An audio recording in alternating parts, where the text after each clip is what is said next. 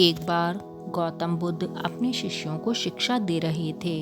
इसी दौरान हैरान परेशान राजा अजातशत्रु वहां आ पहुंचे। उन्होंने गौतम बुद्ध को प्रणाम किया और बोले, हे प्रभु, जब मैं आपका अनुयायी नहीं बना था तब मैं बहुत निर्दयी था। सब लोग मुझसे डरते थे, मेरी इज्जत करते थे। लेकिन जब से मैं आपका शिष्य बना हूँ तब से लोग मेरा शोषण करने लग गए हैं। हर कोई मेरी शांति का गलत फ़ायदा उठा रहा है। मैं ऐसा इंसान था जो किसी को मौत की सज़ा देने के लिए एक बार भी नहीं सोचता था, मगर आपकी शरण में आने के बाद मैं बदल गया हूँ। मुझे पहले की तरह गुस्सा आता ही नहीं है। पहले की तरह किसी को सज़ा देने का मेरा मन ही नहीं करता है। लेकिन मेरा शांत स्वभाव मेरे लिए मुसीबत बन गया है। मुझे डर है कि मेरे इस स्वभाव के कारण देश में अराजकता ना फैल जाए। कृपा करके मुझे कुछ उपाय बताएं। बुद्ध समझ गए राजा की परेशानी क्या है। उन्होंने राजा को एक कहानी सुनाना शुरू किया। एक गांव था। गांव में एक खेत के किनारे एक पेड़ था। पेड़ हरा भरा और काफ़ी बड़ा था। थोड़ी ऊंचाई पर जहाँ से पेड़ की शाखाएं फैलकर पेड़ को छायादार बना रही थीं, वहाँ एक खाली जगह थी और उस खाली जगह में एक सांप रहता था। वह काफ़ी उग्र था। वहाँ आने जाने वाले लोगों के हलचल पर वह उन्हें काट लेता था, जिससे कई लोगों की मौत हो गई थी।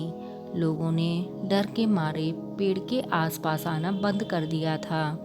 एक दिन वहाँ से एक साधु गुजर रहे थे। उन्होंने इस खूबसूरत पेड़ को देखा। उन्होंने सोचा, क्यों ना आगे बढ़ने से पहले इसकी छाया में ध्यान लगाया जाए। साधु को उस पेड़ की तरफ आता देख एक किसान ने सांप के बारे में उसे चेतावनी दी, लेकिन साधु एक मुस्कान के साथ पेड़ की तरफ बढ़ गए। साधु जैसे ही पेड़ के नीचे ध्यान लगाने बैठे, वैसे ही सांप गुस्से में फुंकारते हुए उस छेद से बाहर आ गया। सांप काटने के लिए बिल्कुल तैयार था। तभी साधु ने सांप की आंखों में देखकर मंत्र का जाप करना शुरू कर दिया।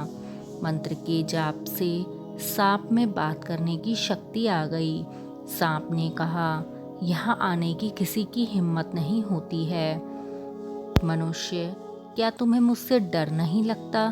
क्या तुम नहीं जानते हो ये मेरा इलाका है? साधु ने कहा, मुझे किसी चीज़ से डर नहीं लगता। इसमें डरने वाली क्या बात है? मैं मौत से नहीं डरता। मैं जीने की इच्छा भी नहीं रखता। फिर भला मुझे तुमसे क्यों डरना चाहिए?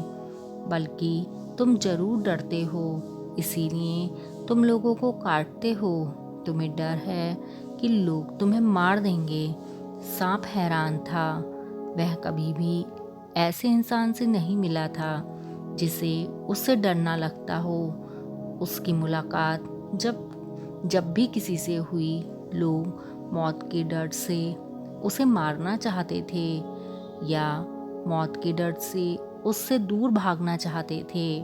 सांप साधु के पैरों से लिपटकर बोला, आप सच कह रहे हैं। आज तक मैंने जितने भी लोगों को काटा, उनका एक ही मकसद था कि वे मुझे मार सकें। साधु ने करुणा भाव से कहा, तुम सच बोल रहे हो मेरे दोस्त, लेकिन यह मत भूलो, एक दिन यह जीवन खत्म हो जाएगा, जिसे एक दिन नष्ट ही हो जाना है। उसके लिए किसी की जान लेना उचित नहीं है। साधु की बातों का सांप के ऊपर बहुत प्रभाव पड़ा। उसने तय किया कि वह अब किसी को नहीं काटेगा।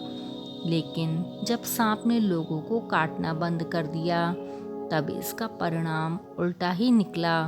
अब लोग उसके साथ खिलवाड़ करने लगे, उसे चोट पहुंचाने लगे, जिससे सांप अक्सर चोटिल और घायल हो जाता था।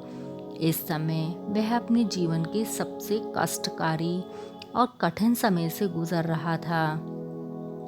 एक दिन वह साधु दोबारा उसी गांव में आए और उस पेड़ के नीचे बैठने चले गए। वह उस सांप को देखकर हैरान रह गए। उन्होंने सांप से पूछा, तुम्हारी हालत इतनी दयनीय कैसे हो गई? तब सांप ने जवाब दिया, मैं आपकी बातों से बहुत अधिक प्रभावित हुआ था। मैंने तय किया था कि मैं अब किसी को नहीं काटूंगा। तब से लोगों ने मुझे चोट पहुंचाना शुरू कर दिया। साधु ने सांप से कहा, तुम मेरी बातों का गलत मतलब समझ बैठे। मैंने तुम्हें काटने से मना किया, लेकिन अपनी आत्मरक्षा के लिए फुफकारने से मना नहीं किया था। यह कहानी राजा अजातशत्रु को सुनाने के बाद बुद्ध ने राजा से पूछा, कहीं आपने भी तो मेरे उपदेश का गलत मतलब तो नहीं निकाल लिया है? आप क्रूर स्वभाव का त्याग करो, लेकिन अपने कर्तव्य को मत भूलो। आप बाहर से कठोर बनकर राजा का कर्तव्य पूरा करो, ताकि राज्य में सब अनुशासित हो सके, किसी को असुरक्षा महसूस ना हो। इसके लिए आप अंदर से तो साधु बने रहें, लेकिन बाहर से एक राजा की तरह व्यवहार करें। मित्रों, इस कहानी से यही सीख मिलती है कि आप अच्छे बनो, लेकिन किसी को अपनी अच्छाई का फ़ायदा मत उठाने दो।